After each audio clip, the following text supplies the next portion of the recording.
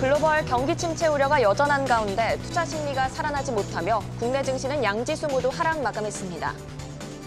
원달러 환율은 0.2원 내린 1297.1원에 마감했습니다.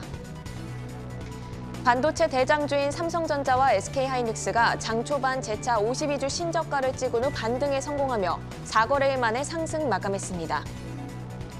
위메이드가 지난달 23일 출시한 미르 M에 대한 이용자 호평 소식이 전해지며 급락했습니다. 롯데지주는 종속회사인 롯데바이오로직스가 바이오 CDMO 사업 영위를 위해 미국 법인 설립을 결정했다고 공시했습니다. 한미반도체는 대만 나냐 PCB와 28억 원 규모의 장비 수주 계약을 체결했다고 공시했습니다. TSK는 104억 원 규모의 자사주를 소각하기로 결정했다고 공시했습니다.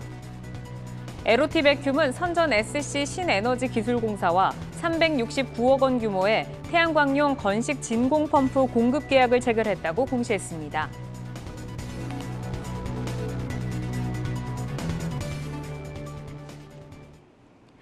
내일 여는 성공투자습관 투데이 한경 코리아마켓. 오늘장 마무리하면서 내일 시장을 힘차게 열어보겠습니다. 네, 오늘장은 경기 침체 우려와 수급 불안으로 정리해볼 수 있겠습니다. 경기 침체 우려가 여전한 가운데 주요 지표 발표를 앞두고 관망 심리가 확산되며 양지수 모두 하락 마감했습니다. 네, 코스피 시장 마감부터 저와 함께 살펴보시죠.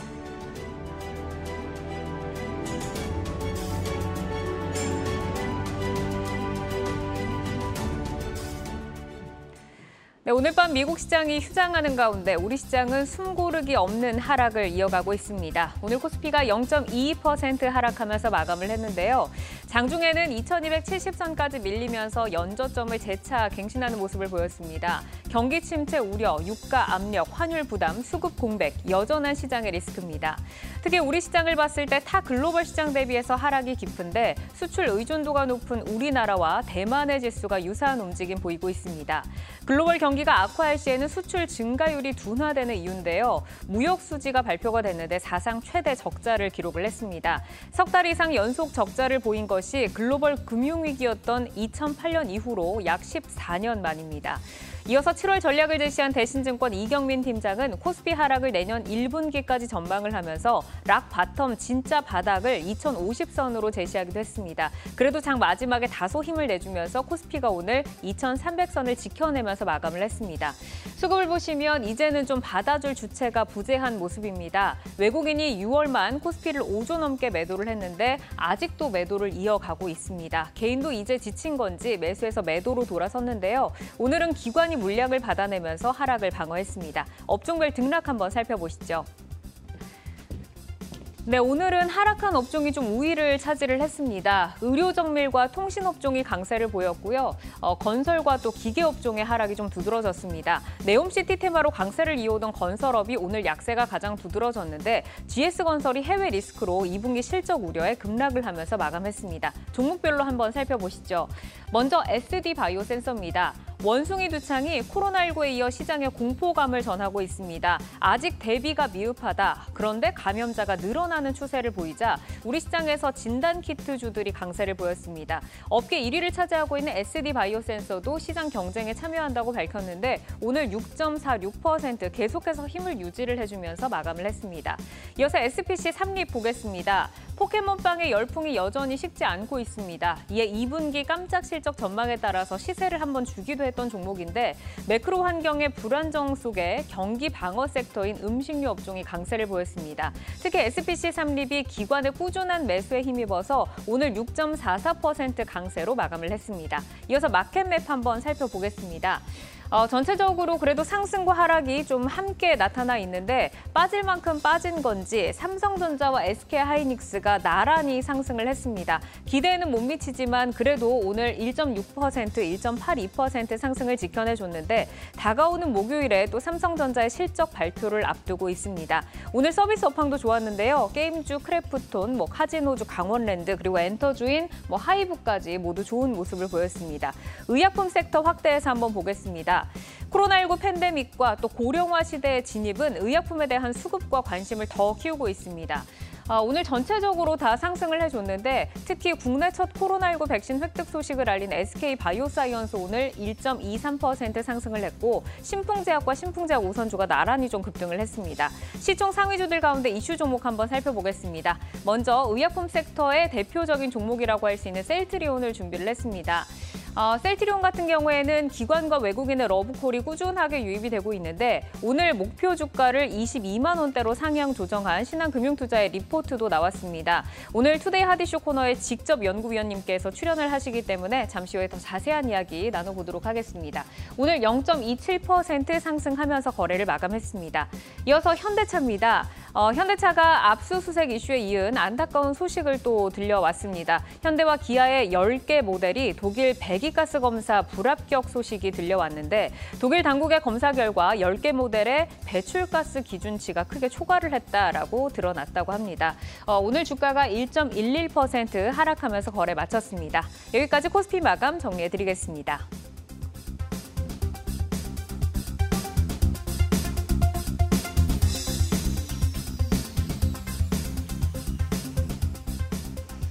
네, 이어서 코스닥 마감 시황입니다. 오늘 0.9% 하락한 722포인트에 거래 마쳤는데요. 강보합으로 출발해 상승 흐름을 이어가나 싶었지만 오늘도 오래가진 못했습니다.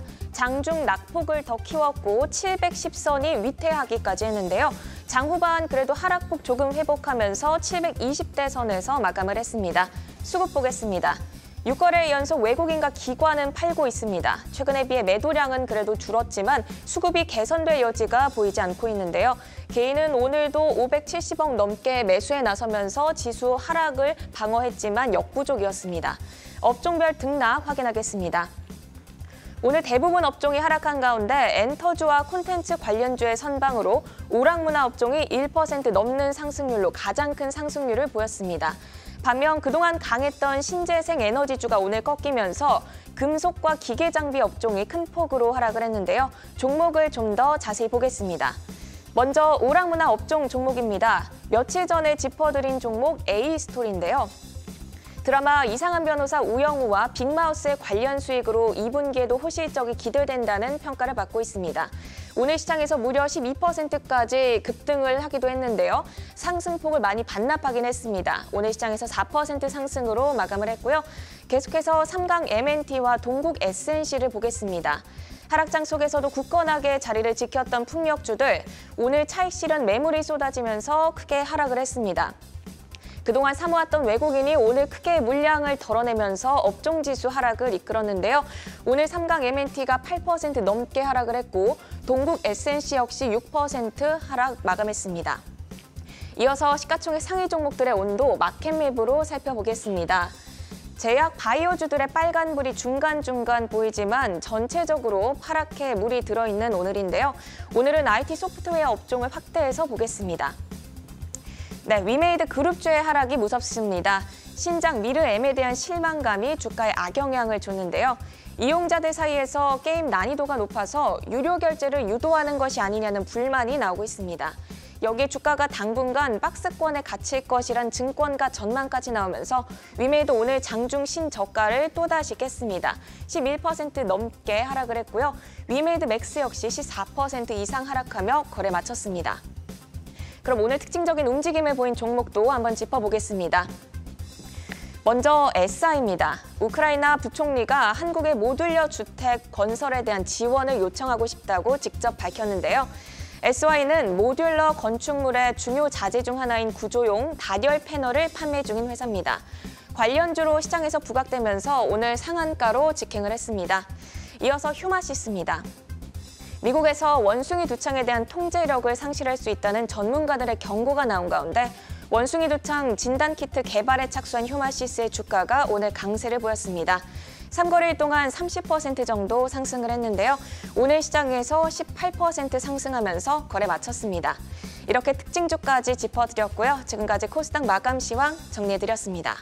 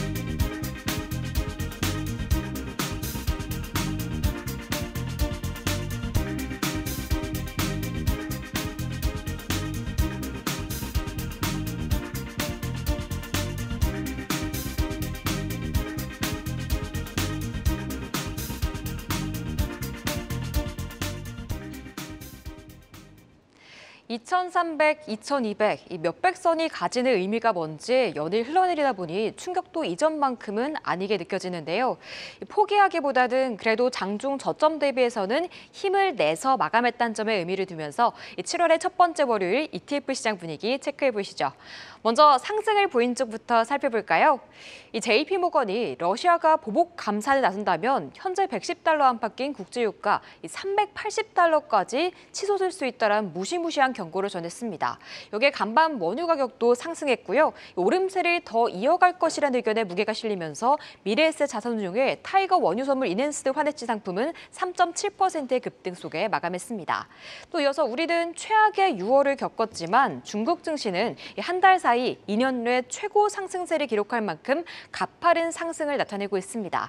여기에 상하이시가 지난 1일 고용 안정을 위한 정책을 발표하면서 중국이 경기 부양안에 무게를 싣고 있다는 점이 증시에 더 힘을 불어넣어주고 있는데요. 이에 홍콩 증권거래소에 상장된 중국 기업 50개 종목으로 구성된 코덱스 차이나 H가 2.1%의 상승 속에 마감했습니다. 이어서 하락을 보인 종목들도 살펴보시죠. 타이거 200 중공업과 코덱스 건설, 타이거 200 건설이 들어가 있는데요. 지난주 강세를 보였던 테마들이 오늘은 우수수 흘러내리고 있습니다. 원자력과 태양광, 풍력, 조선업종이 차익 실현 욕구 속에 하락을 보였는데요. 두산에너빌리티는 한국조선해양과 삼성중공업이 큰 부분을 차지하고 있는 타이거 중공업이 크게 밀리면서 5%의 급락을 보였습니다. 또 건설주들 살펴보시면 지난주 이제는 바닥을 딛고 올라오나 싶었는데 오늘 일제히 약세를 보였습니다. 그중 GS건설은 이 해외 리스크에 따른 2분기 실적 악화 전망 속에 8%의 급락을 보였고요. 현대건설도 3%, DLNC도 6% 넘게 밀리면서 이 타이거 200 건설이 하루 만에 다시 하락 전환했습니다. 지금까지 ETF 시장 마감 알아봤습니다.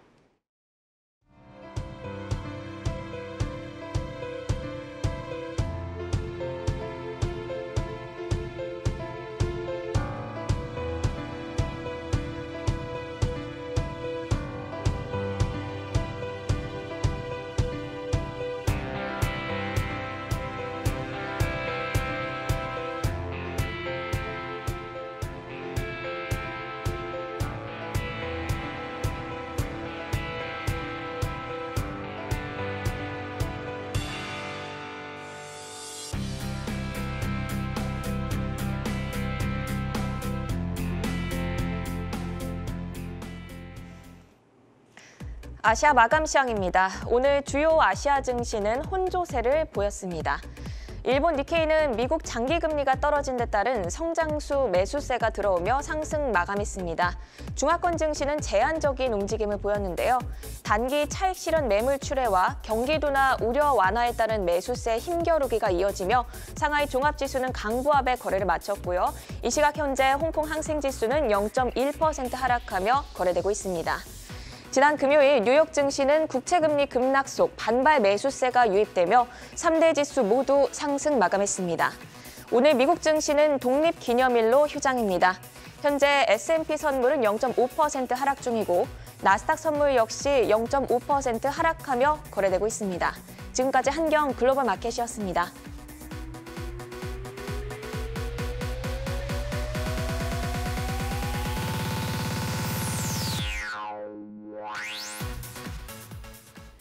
우리 시장을 이끄는 하나의 주체, 바로 개인 투자자들이죠. 6월 27일부터 7월 1일까지 지난 5거래일 사이 개인은 어떤 종목을 사고 또 팔았는지 알아보겠습니다. 코스피 시장부터 살펴보시죠. 이 삼성전자와 SK하이닉스 반도체 업황에 대한 전망은 어둡지만 개인은 계속해서 사들이면서 1위와 4위에 올라왔고요. 2차 던지는 산업에 대한 기대감은 유효한 가운데 투자 재검토 소식과 오버행 이슈의 하락을 보였던 LG에너지솔루션을 3거래일째 사들이고 있습니다. 또 SK이노베이션도 9거래일 연속 담아가고 있는 상황입니다. 이어서 팔고 있는 종목도 보시면요. 셀트리온은 2분기 이익률 회복이 두드러질 전망이라며 목표가 주가 상향 리포트가 나오고 있습니다. 개인은 지난주 1,040억 원 규모 강하게 매도했지만 외국인과 기관이 그 물량 다 받아가면서 상승을 이끌고 있는 상황입니다. 다음 두산 에너빌리티 체크해보시면요. 윤 대통령의 세일즈 외교 기대감에 지난주 강했었습니다. 오늘은 하락을 보인 가운데 가장 강하게 오른 날부터 개인은 정리하기 시작해 순매도 4위 종목에 올라와 있습니다.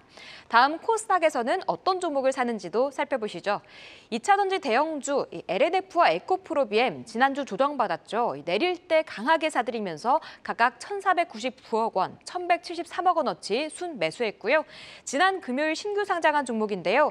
차량용 시스템 반도체 제조업체인 넥스트칩은 연이틀 급락하면서 공모가 13,000원 근처까지 내려왔지만 개인은 강하게 물량 받아가고 있습니다. 다음 코로나 재확산 우려와 원숭이 두창 확산세 속에 진단키트 관련주들 몇몇 지난주부터 꿈틀거리기 시작했습니다. 그중 개인은 시젠을 지난주 월요일부터 모아가기 시작하면서 순매수 5위 종목에 올라와 있습니다. 마지막으로 코스닥 개인 매도 상위 종목 보면요. 이 풍력 관련주인 삼강 M&T, 원자력 관련주인 BHI까지 지난주 주목받았던 친환경 에너지 관련주들 오늘은 차익 매물 나오면서 쉬어가지만 개인은 지난주 오를 때 미리 팔았습니다. 다음 스튜디오 드래곤 살펴보시면 기관의 저가 매수가 유입되면서 바닥을 딛고 올라오려는 시도를 하고 있는데요. 하지만 오래 보유하던 개인들은 빨간불 켜낼 때 정리하고 있습니다. 지금까지 개인들의 매매 동향 살펴봤습니다.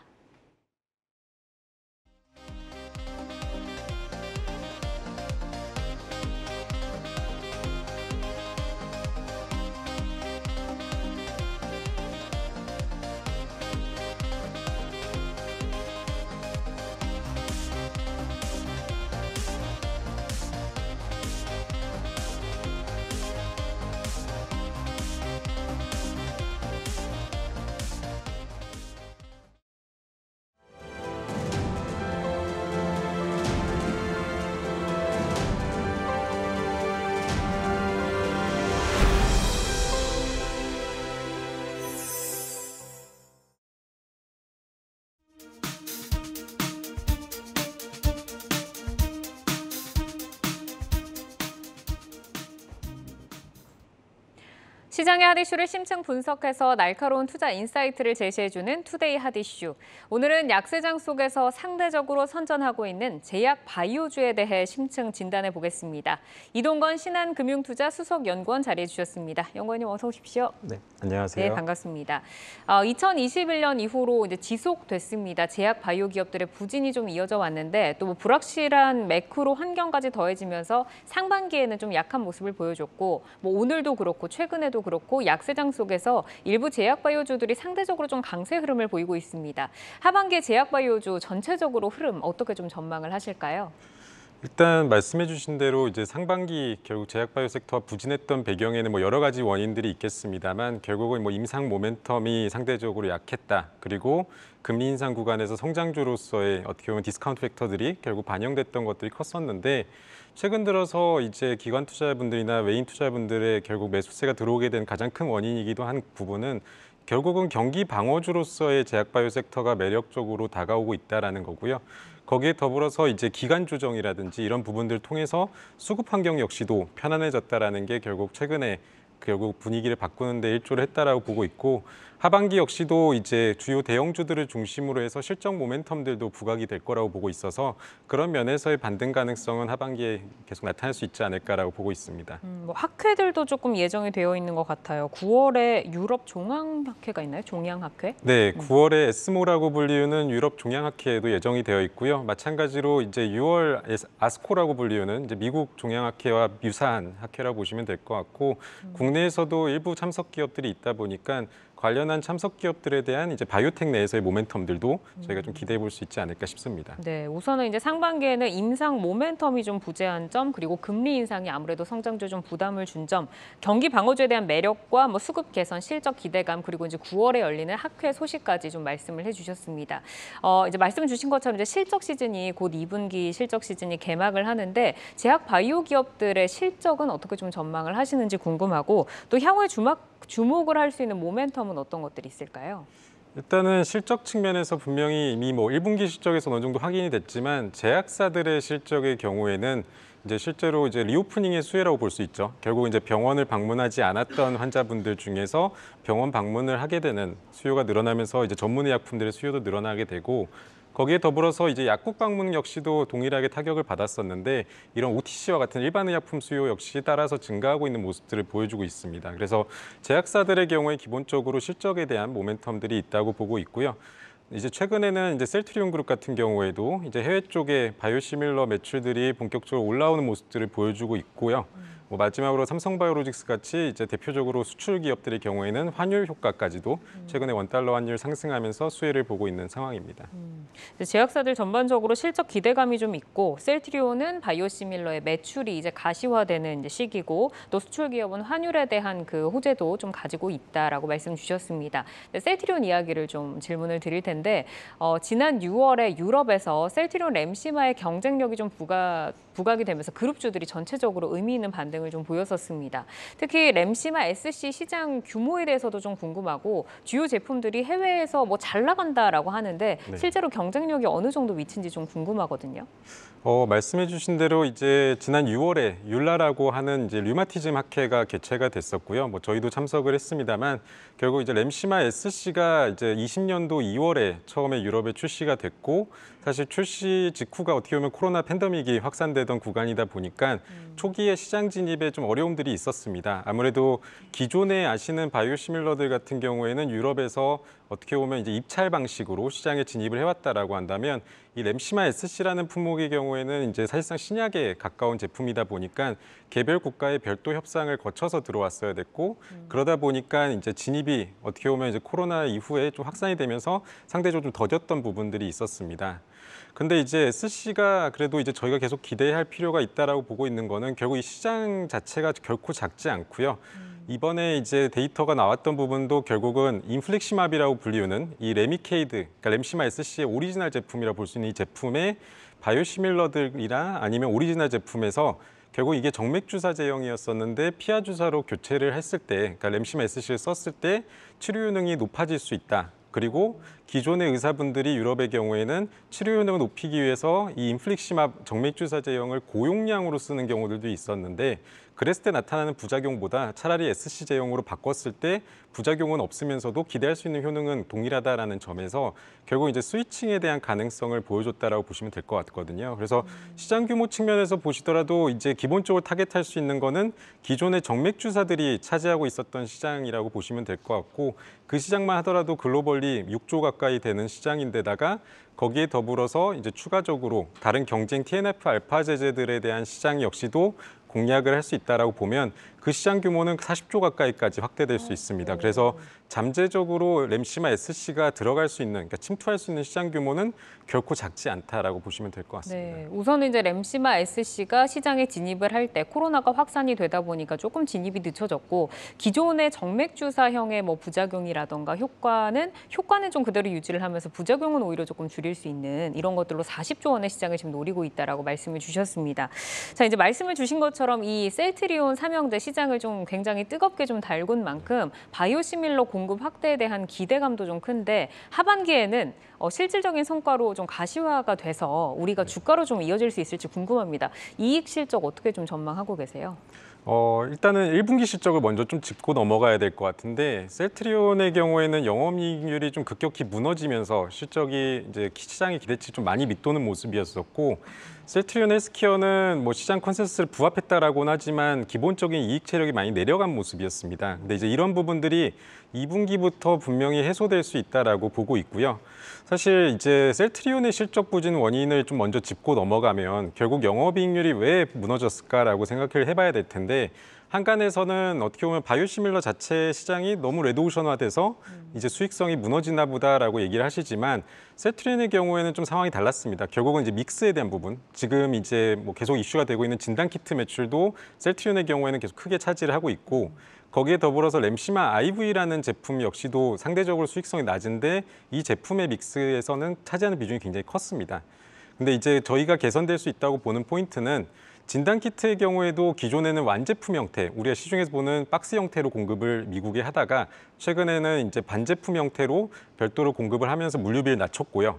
거기에 더불어서 이 램시마 IV의 경우에도 1분기에는 이제 레키로나 생산 때문에 작년에 어떻게 보면 이제 론자라는 파트너사한테 위탁받아온 물량들을 공급해 줬었는데 이제 그런 부분들이 수익성이 안 좋았다면 지금부터 넘어가고 있는 물량들은 이제 그런 비중들보다는 레키로나 생산이 이제 멈췄기 때문에 자체적으로 생산하는, 그러니까 상대적으로 수익성이 조금 더 좋을 수 있는 제품들 위주로 공급이 되고 있습니다. 그래서 저희는 일단 2분기부터 해서 이익 가시성은 훨씬 더 좋아지고 있다라고 보고 있고, 셀트리온 헬스케어는 특히나 이 램시마 SC 아까 말씀드렸던 품목이 실제로 2분기, 3분기 갈수록 올라오는 속도들이 더욱 더 빨라질 거다라고 보고 있고, 그렇게 됐을 때는 마진이 워낙 좋은 품목이다 보니까 매출뿐만 아니라 셀트리온 헬스케어의 이익률 자체도 개선되는 모습들을 보실 수 있게 되지 않을까 싶습니다.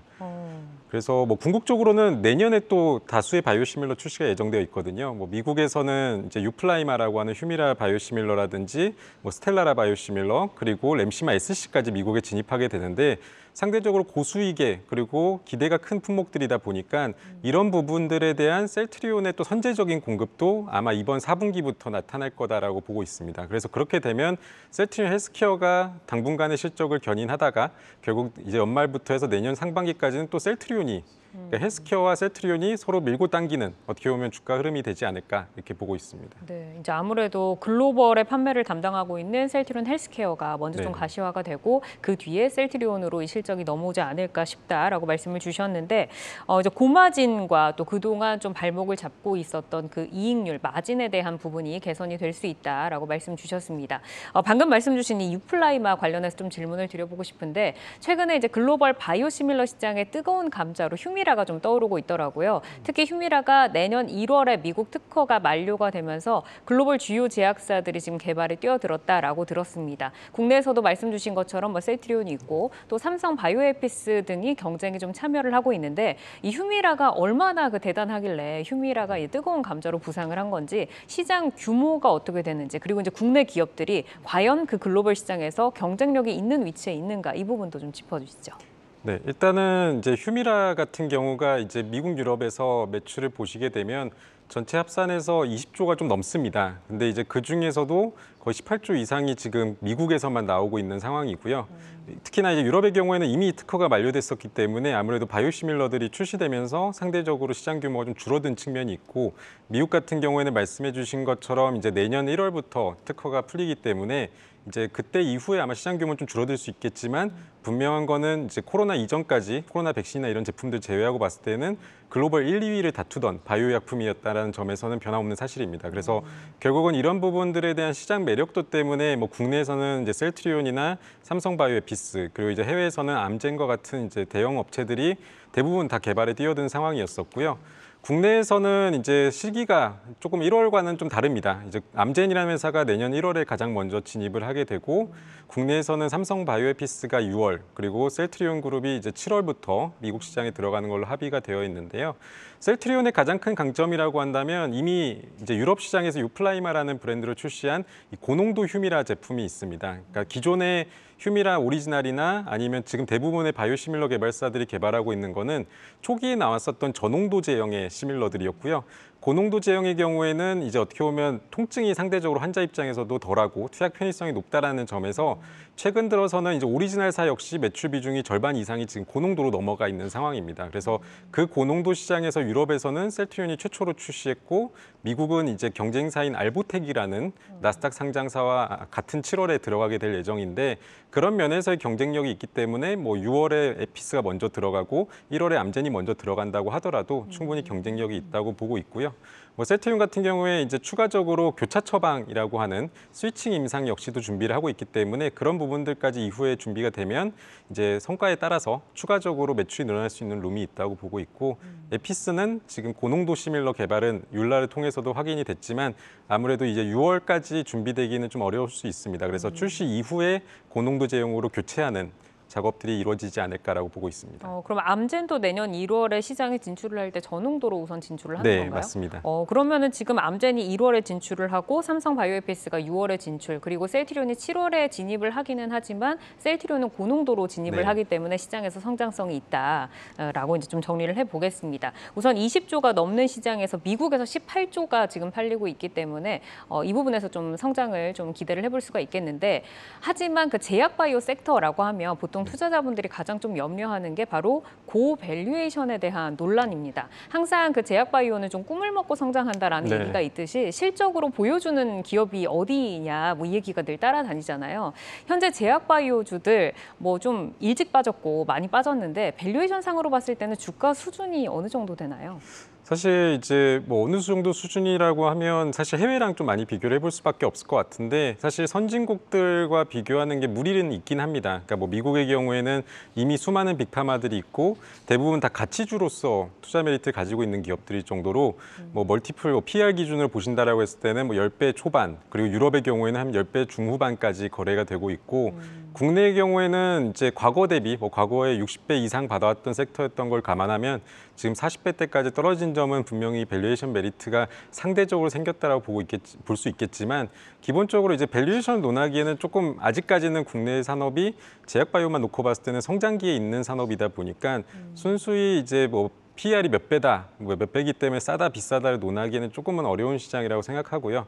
오히려 이제 그렇기 때문에 더 성장성에 대한 부분들을 좀 더 주목하고 보실 필요가 있지 않을까. 그러니까 결국은 뭐 실적이 나오는 기업들, 뭐 아까 말씀드린 셀트리온이나 아니면 뭐 삼성 같은 기업들의 경우에 탑라인 그로스라든지 이익률에 대한 개선 여지를 보시는 게 더 합리적이라고 생각하고 바이오텍이라고 한다면 결국 실적이 나올 수는 없는 상황이기 때문에 이런 파이프라인에 대한 가치, 그러니까 결국 파이프라인 가치가 상향될 수 있을 만한 임상 성과들이나 뭐 기술 이전이나 이런 모멘텀들을 주목하고 보시는 게 맞지 않을까 싶습니다. 그러니까 미국이나 유럽은 이미 이제 가치주로 평가를 받고 있기 때문에 퍼가 좀 낮은 상황이고 우리는 뭐 60배까지 봤던 게 지금 PER로 40배 정도로 조정이 되긴 했지만 그래도 여전히 조금 높아 보이는 상황. 그래서 실적보다는 라이센스 아웃이나 뭐 이런 것들을 조금 더 기대를 해보자라고 말씀을 주셨습니다. 자, 그럼 이제 제약바이오 섹터에서 이제 그동안 투자한 분들도 많으시고 제약바이오는 좀 오래된 투자자분들이 많으시잖아요. 최선호주 그리고 이제 투자 포인트 꼽아주신다면 어떤 거 있을까요? 가장 선호하는 기업으로 이제 대형주에서는 앞서 얘기 나왔었던 셀트리온 헬스케어를 토픽으로 말씀을 드리고 있고요. 이제 중소형주에서는 신약 개발사 중에 하나인 레고캠 바이오를 가장 최선호주로 말씀을 드리고 있습니다. 먼저 셀트리온 헬스케어 같은 경우에는 앞서 이제 얘기 나왔었던 이 램시마 SC라는 품목이 올해 굉장히 중요합니다. 결국은 기존에 잘 팔리던 트룩시마 아니면 램시마 IV 그리고 허주마 같은 제품들의 경우에는 안정적인 성장성을 가지고는 있습니다만 결국 아까 밸류에이션 얘기 나왔을 때도 말씀드린 이 성장성에 대한 얼마나 이 성장할 수 있는지에 대한 포텐셜은 지금 단계에서는 램시마 SC라는 품목이 결국 열쇠를 쥐고 있다라고 생각을 하고 있고요. 이 램시마 SC가 결국 1분기에 이제 어느 정도 고속도로 올라오는 모습들도 보여주긴 했지만 이제 2분기, 3분기 결국 우리가 기대하고 있는 이 성장의 폭이 더 확대되는 모습들이 정말로 증명이 된다라고 하면 결국은 이제 그걸 바탕으로 한 수익성 개선이나 탑라인 개선에 대한 부분들도 그리고 볼 수 있지 않을까. 특히나 뭐 오늘 저희 자료도 나오긴 했습니다만 셀트리온의 헬스케어와 결국 주가가 가장 밀접하게 움직이는 부분은 실제로 실적에 대한 이 트렌드 역시 중요하기 때문에 결국 이런 부분들에서 실적의 눈높이가 계속 상향 조정되고 시장에서 좋게 봐주신다라고 했을 때 그런 부분들을 바탕으로 해서 주가 역시 우상향할 수 있다. 그래서 2분기 실적 그리고 나아가서는 결국 이제 올해 내내 이 램시마 SC의 매출에 주목하고 보실 필요가 있을 것 같습니다. 그리고 레고캠 바이오 같은 경우에는 사실 이제 신약 개발사다 보니까 뭐 실적으로 말씀드릴 내용이 있다기보다는 결국 이 파이프라인에서의 성과들이 중요한데요. 일단 레고캠 바이오라는 회사가 이제 공시를 통해서도 잘 보여줬다시피 워낙 다수의 기술 이전 성과들을 보여줬습니다. 근데 올해 같은 경우에는 이제 9월 에스모라고 하는 유럽 종양학회를 통해서 처음으로 이제 본인들의 파이프라인이 임상에 들어가서 나오는 임상 결과가 공개가 될 예정이고요. 이미 뭐 경쟁 제품이라고 볼 수 있는 이제 다른 ADC 제품도 역시도 좋은 데이터를 보여줬기 때문에 레고캠 바이오 역시 얼마나 좋은 데이터를 보여주느냐에 따라서 결국 이 플랫폼에 대한 가치가 시장에서 더 결국 추가적으로 반영될 수 있다고 보고 있고 그 외에도 여전히 뭐 기존에 많은 딜을 했다라고 하더라도 올해 역시 빅파마와의 뭐 최소 2건 이상의 기술 이전을 기대하고 있는 상황이기 때문에 단순히 기술 이전 때문에 좋다라기보다는 기술 이전도 기대할 수 있고 거기에 파이프라인에서의 임상 성과 역시 올해는 기대해 볼 수 있는 의미 있는 해가 되지 않을까 싶습니다. 네, 우선은 이제 셀트리온에 대해서 저희가 오늘 좀 이야기를 나눠봤는데 그 가운데선 셀트리온 헬스케어를 가장 탑픽으로 좀 꼽아주셨고 램시마 SC가 하반기에 키로 작용을 할 것 그리고 앞으로 이제 이 그룹도 끌어갈 어떤 열쇠로 좀 말씀을 해주셨습니다. 그리고 이제 레고캠 바이오도 짚어주셨는데 우선은 2건 이상의 기술 이전 모멘텀을 가진 기업이고 임상 성과도 좀 기대가 된다라고 하셨으니까 이 부분 좀 참고를 하셔서 제약 바이오 업종 투자에 좀 참고를 해보시길 바라겠습니다. 장단기 투자 모멘텀 그리고 이제 포트폴리오 전략까지 오늘 좀 고민을 해주셨습니다. 오늘은 이동건 신한금융투자 수석연구위원과 함께했습니다. 연구원님 고맙습니다. 네, 감사합니다.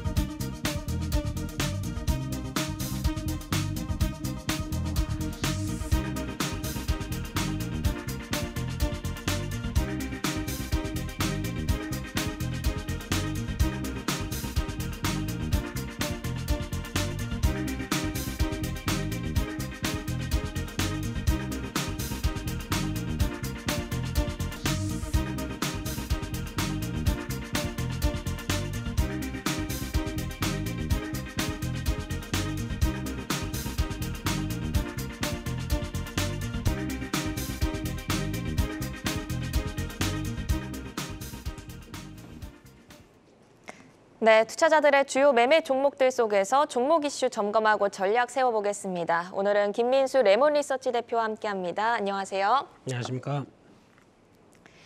네, 첫 번째로 살펴볼 종목은 SK하이닉스입니다. 마이크론의 반도체 수요 둔화 전망으로 업황 우려가 확산되고 있는데요. 일단 오늘은 반등에 성공을 했지만 아직은 불안한 시기입니다. 이제 2분기 실적 시즌에 접어드는데요. 2분기 성적표로 향후 방향성을 어느 정도 가늠해 볼 수 있을까요? 네, 아침에는 신저가가 나왔습니다. 그래서 또 오늘 SK하이닉스, 삼성전자에 대한 불안감은 상대적으로 커졌지만은 결국에는 장중에 반등하는 데 성공을 했는데 특히 시가총액 1, 2위가 움직인다고 그래서 시장의 변화를 좀 강하게 끌고 갔으면 어떨까 싶었는데 또 그러지 못하는 현상이 나와서 좀 아쉬웠다고 봐야 될 것 같고요. 일단 가장 중요한 거는 뭐 실적 관련된 얘기가 지금 시장에 먹히느냐 안 먹힙니다. 그럼에도 불구하고 일단 2분기 영업이익을 보게 되면 SK하이닉스 한 4조 원대까지는 보여줄 것이다라고는 얘기를 하고 있는데 또 2분기 실적의 눈높이가 지금 빠르게 내려가는 만큼 2분기가 나올지 이 정도가 나올지는 아직 모르겠고요. 그렇게 되면은 한 4조 원대라고 하더라도 작년 동기 대비해서 거의 50% 가까이 선전하는 걸로 보여지고 있는데 문제는 이게 아니라 삼성전자와 SK하이닉스의 가장 큰 공통적인 아픔이고 또 공통적인 질문은 그거죠. 실적은 이렇게 좋은데 왜 주가는 여기까지 왔을까라고 하는 부분들로 보게 되면은 아무래도 지금 2분기까지 나오는 실적의 변화가 그대로 여전히 3, 4분기 하반기까지 이어갈 것이냐라고 할 때는 그게 아닐 것 같다라고 하는 이 불확실성이 자리를 잡는다고 봐야 될 것 같고요. 게다가 또 가장 많이 하는 얘기들, 뭐 또 리포트나 주변에 어떤 분석하는 보고서를 보게 되면 대부분 거죠. SK하이닉스는 PBR 1배 수준에 사면은 거의 성공한다라고 하는데 지금 주가 기준으로 올해 PBR 기준으로 보게 되면 0.85배까지 내려왔습니다.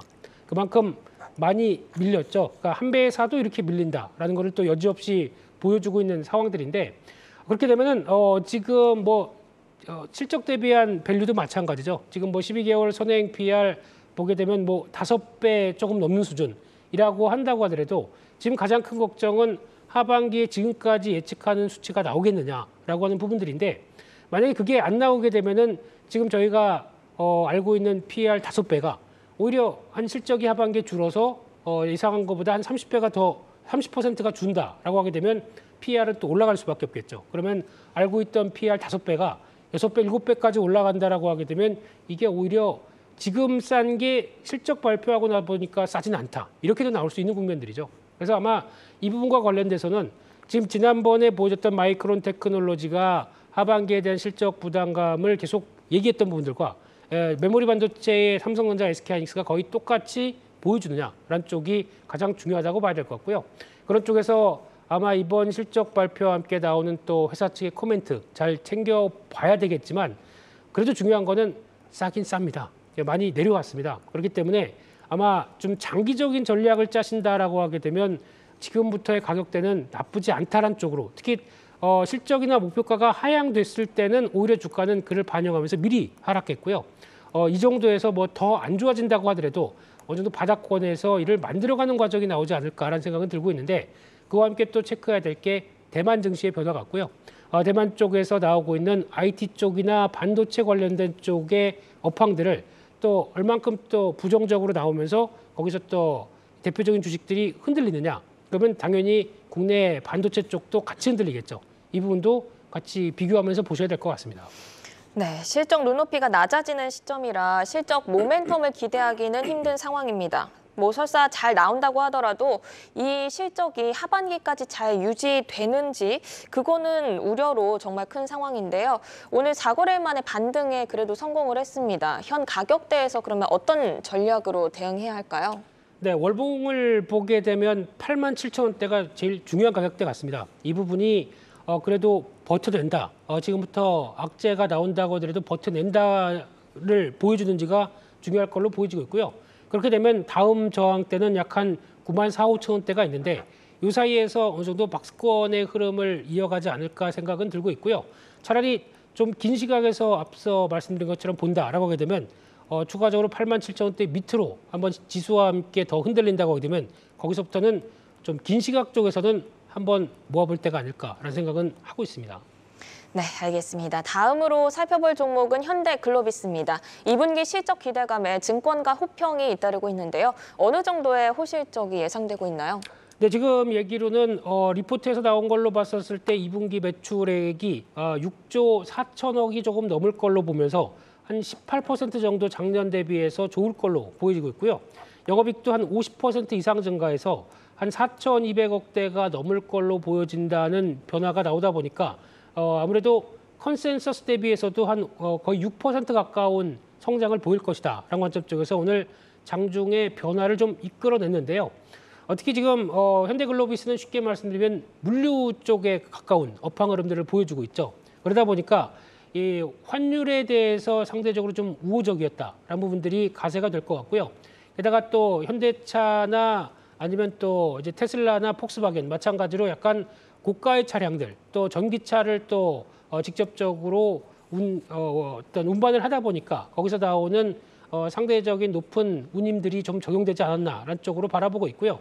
게다가 또 가장 중요한 거는 저희가 현대글로비스를 바라볼 때 아직까지도 현대기아차를 중점적으로 운반하는 그런 쪽에 초점을 맞추고 있는데 최근에 계약한 거와 또 최근 분기에 나오고 있는 실적 동향을 보게 되면 아무래도 현대차보다는 폭스바겐이나 테슬라 쪽으로 중국에서 유럽 라인들로 훨씬 더 강화된 모습들을 보여주고 있기 때문에 현대차 그룹 쪽에서의 매출 비중은 한 50%대로 떨어져 있고요. 다른 쪽의 비계열사 물량들이 훨씬 올라갔다라고 하게 되면 이 부분이 조금 더 실적의 변화를 이끌 수 있는 변수가 되지 않겠느냐라는 쪽으로 바라보고 있고요. 그렇게 되면 또 자동차 관련된 물류 쪽이다 보니까 또 가장 중요한 거는 해상과 관련된 운임이나 또 육상 운임과 관련된 여러 가지 변화를 체크해 봐야 될 것 같은데 운임 지수는 최근 들어서 좀 밀리고 있습니다. 그렇기 때문에 이제 P는 약간 흔들려도 지금 이제 Q와 관련된 부분들 쪽이 계속 늘어날 수 있느냐. 그렇다고 하게 되면 자동차의 출하량 계속 꾸준하게 개선되는 게 나와야 될 것 같고요. 게다가 그래도 아직까지는 현대기아차 쪽에 절반은 정도 매출이 차지하고 있기 때문에 이쪽에 대한 출하량들이 꾸준히 나오면서 변화를 계속 이끌어가는지의 여부가 가장 중요하다고 보여지고 있는데 또 자동차 업황과도 관련이 있겠죠. 그래서 지금 나오고 있는 자동차가 내구재 입장들인데 그런 쪽도 같이 보여지면서 이어질 수 있겠느냐. 그러니까 즉 인플레이션 시대에 자동차에 대한 수요가 그대로 이어지겠느냐라는 부분들도 좀 체크를 해야 될 것 같고요. 따라서 지금 가격대로 보게 되면 한 18만 9천 원대 정도까지 저항을 안착하는지 여부가 단기적으로는 중요해 보이고요. 그렇게 못됐을 때는 좀 아직까지는 실적 발표 전까지 좀 둔한 모습을 가져가지 않겠느냐 이렇게 바라보고 있습니다. 네, 우호적인 환율 환경 그리고 고가의 차량 운반 운임 등으로 컨센서스를 한 6% 정도 상회할 것이란 전망 분석을 주셨고요. 가격적으로는 18만 원대 저항선을 잘 지켜보자라고 분석 주셨습니다. 다음 종목으로 한번 바로 넘어가 보겠습니다. 위메인드인데요. 신작 미르엠에 대한 그 이용자 호평 소식이 전해지면서 오늘 급락을 했습니다. 미르엠 시장 평가와 향후 주목해야 할 모멘텀부터 한번 점검해 볼까요? 네, 보통 신규 게임 나오면 직접 해보는 편인데 이 게임은 못 해봤습니다. 죄송합니다. 그래서 제가 평가를 내리기는 좀 어려울 것 같고요. 근데 지금 반응은 일단 미르엠 이번 나온 게 뱅가된 베가본드라고 하는 게임인데 이쪽이 지금 성과는 그렇게 나쁘지 않다고 보여지고 있는데 구글 쪽에서 인기 순위 1위, 매출 순위는 한 4위, 5위 정도를 왔다 갔다 하는 걸로 알고 있는데 그런데 이용자들의 반응이 그렇게 썩 좋지를 못합니다. 그만큼 기존의 미래 시리즈에 비해서 좀 복잡하고 어렵다라는 쪽을 또 잠깐 보기에는 미션이 뭐 이렇게 어렵느냐 이런 얘기가 좀 많은 걸로 알고 있는데요. 그러다 보니까 이렇게 미션이 어렵게 되면은 내가 물약을 더 먹든가 그리고 거기다가 또 현질이라고 그러죠. 그래서 좀 이런 쪽에서의 변화를 좀 끌어내기 위해서는 유료 결제가 좀 더 많아야 되는 게 아니냐라는 쪽에서 약간 악평이 좀 쏟아지다 보니까 그에 따른 반응이 오늘 주가에 그대로 연결이 됐다고 봐야 될 것 같고요. 그런 쪽으로 봤었을 때 특히 위메이드가 최근 들어서 나오고 있는 또 하나의 또 변화, 특히 위메이드 플레이죠. 위믹스 플레이 같은 경우나 또 이제 위믹스 3.0을 출시해서 이를 기반으로 또 P2E 게임의 전반적인 흐름들을 다 같이 이끌어 가겠다라고 하는 부분들이 일단 계획은 좋습니다. 하지만 지금같이 가상화폐 시장도 어떻게 보면 계속 열심히 P2E를 해서 벌었는데 시간이 갈수록 이 코인들의 가격들이 급락을 해서 예전만큼 수준이 나오지 않는다라고 하게 되면 효율이 많이 떨어지겠죠. 그래서 이런 가상화폐 시장의 환경들이 그대로 충분히 과거와 다르게 움직인다라고 하게 되면 게임 자체에 대한 물론 게임이 재밌으면 모르겠는데 이 효용도가 떨어지게 되면은 이에 따른 어떤 부진한 결과도 같이 나올 수 있겠다라고 봐야 될 것 같고요. 지금 보다 보니까 2분기 매출이 한 1,300억대, 매출은 한 100% 가까이 늘어난다고 하더라도 지금 영업이익이 한 118억대로 한 절반 가까이 작년 동기 대비 하락한다고 하게 되면 아직까지 지금 바라보고 있는 위믹스 환경과 함께 P2E를 계속 키워가는 입장 쪽에서 실적과 수익성에 대해서 그렇게 크게 변화가 나오지 않는다는 점, 이 점은 좀 취약한 변화가 아닐까 싶어서 아무래도 지금 같은 시점 쪽에서 가상화폐 시장과 또 연동돼서 움직이는 대표적인 종목이기 때문에 리스크 관리가 좀 필요한 단계가 아닌가 생각이 들고 있습니다. 네, 미르엠의 게임 난이도가 높은 편이라고 하셨어요. 그래서 유료 결제를 유도하는 것이 아니냐라는 호평이 나오고 있는 상황이고 여기에 가상화폐 시장 위축까지 더해지면서 주가를 끌어내리고 있는 상황입니다. 수익성도 좋지 않은 상황이어서 리스크 관리를 해야 할 시점이라고 분석을 주셨고요. 다음으로 살펴볼 종목으로 넘어가 보겠습니다. 한국항공우주인데요. 약세장 속에 고공비행하던 이 한국항공우주가 오늘은 급락을 했습니다. 그동안의 상승에 따른 물량 소화의 관점으로 봐도 될지 아니면 모멘텀 재점검이 필요한 시점일까요? 네, 오늘 특징적인 시장의 흐름을 보게 되면 그동안 많이 빠졌던 종목들은 삼성전자나 SK하이닉스 같이 많이 빠졌던 종목들은 버티는데 오히려 그동안의 시장을 주도하는 섹터고 이 종목이 시장의 대안이다라고 했던 종목들은 우르르 다 밀렸습니다. 그중에 하나가 방산주인 것 같고요. 특히 한국항공우주도 지금 기대감이 높았지만 실망감으로 바뀌는 그런 과정이라고 보여지고 있는데 특히 또 그전까지는 세계 방산 수요가 급증하면서 우크라이나 전쟁에 따른 수혜를 K방산이 받을 수 있겠다 이런 분석들이 나오면서 특히 5년 내 지금 4배의 방산 수출을 끌어내겠다라고 하는 정부의 입장과 여러 가지 계획들도 조금씩 이제 수주가 나오기 시작하다 보니까 기대감은 높였는데 오늘 같은 경우 뭐 특별하게 얘기가 나오는 것보다 수급의 압박이 컸다고 봐야 되겠죠. 그리고 특히 기술적으로도 직전 고점대를 강하게 돌파 못하고 움직이는 이런 변화들 보게 되면 아무래도 부담이 좀 크다고 봐야 될 것 같고요. 그러다 보니까 지금 현재는 주봉상의 변동이 확대되는 기점입니다. 그래서 지금은 어느 정도 지지권을 확보를 하는지 여부를 보고 대응하는 게 좋겠다는 쪽에서 특히 49,000원대 지지 여부들을 보고 대응하자. 특히 지금은 아직 보여준 것보다 기대감이 좀 더 컸기 때문에 나오는 변화들 보시면서 단기 추세 흐름들에 대한 지지권들을 체크해보자 이렇게 말씀드리겠습니다. 네, 수급 압박으로 인해서 주봉상으로 변동이 확대되는 구간입니다. 그래서 지지선을 보고 그 다음에 대응을 하자고 전략을 짜주셨습니다. 한국항공우주와 함께 약세장 속에 빛을 발했던 종목 중 하나죠. 하나솔루션도 오늘 좀 많이 하락을 했습니다. 태양광 모멘텀이 부각되면서 고공행진을 했는데 오늘 전반적으로 신재생 에너지주가 무너졌는데요. 하나솔루션도 6% 정도 급락세를 보였습니다. 오늘 하락의 의미를 어떻게 보셨나요? 네, 조금 억울할 것 같습니다. 외국인들 매도세가 주가를 또 끌어내렸는데 특히 이번에 나왔던 미국의 대법원에서 환경청의 포괄적 탄소 배출 규제와 관련된 부분에 대해서 위헌이다라고 판결한 부분에 대해서 신재생 에너지의 확대가 좀 가로막히는 게 아니냐라는 쪽으로 나오고 있는데 또 자세한 실정을 보게 되면 원래 많이 그랬다고 합니다. 그런 쪽에서 주별로는 대체 입법을 통해서 이를 많이 어떤 변화를 이끌어갔다. 특히 주 입장으로 보게 되면 이게 하나의 성장 동력이죠. 그래서 계속 이끌어냈다라고 하게 되면 큰 변화 없을 것이다라고 바라보고 있고요. 게다가 또 그렇게 되면은 이 결과가 나왔던 게 하루 전날인데 그러면 유럽이나 미국에서도 관련된 신재생 에너지 같이 동반 폭락을 해야 되는데 그쪽은 전혀 변화가 없습니다. 왜 우리만 이런 또 안타까운 현실이 나오다 보니까 결국에는 그동안에 좀 올랐던 거 이제 돌아가면서 예전에는 순환 매수라고 하죠. 요즘은 순환 매도가 나오고 있습니다. 그런 쪽에서 참 어이없는 시장의 분위기가 나온다는 데 대해서도 좀 약간 억울한 주가의 모습을 보였다고 생각되고 있고요.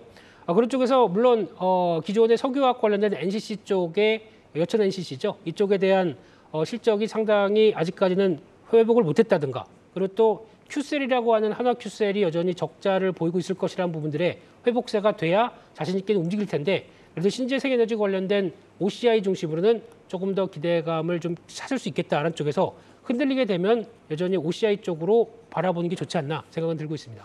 네, 알겠습니다. 오늘 마지막으로 살펴볼 종목은 GS건설입니다. 새 정부 정책 기대감으로 상반기에 주목받았던 업종 중 하나인데요. 이제는 2분기 실적 우려가 부각되고 있는 시점입니다. 해외 비용이 발목을 잡은 것 같은데 이걸 일회성 비용으로 봐도 좋을지 아니면 중장기적 리스크로 봐야 할까요?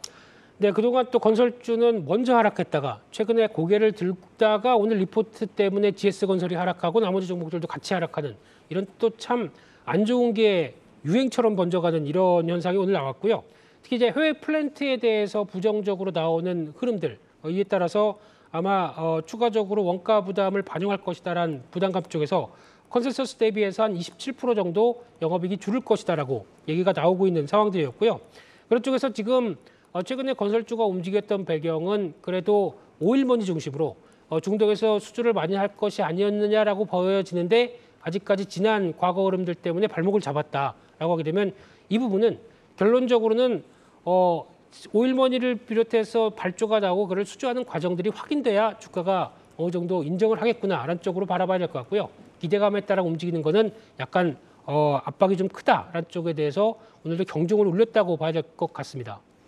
네, 알겠습니다. 오늘은 SK하이닉스와 단기 이슈로 급락한 종목들 모멘텀과 전략까지 점검을 해봤는데요. 종목별로 재료를 좀 꼼꼼하게 잘 확인하시고 대응해 나가시길 바랍니다. 함께해 주신 김민수 레몬리서치 대표는 여기서 인사드릴게요. 감사합니다. 감사합니다.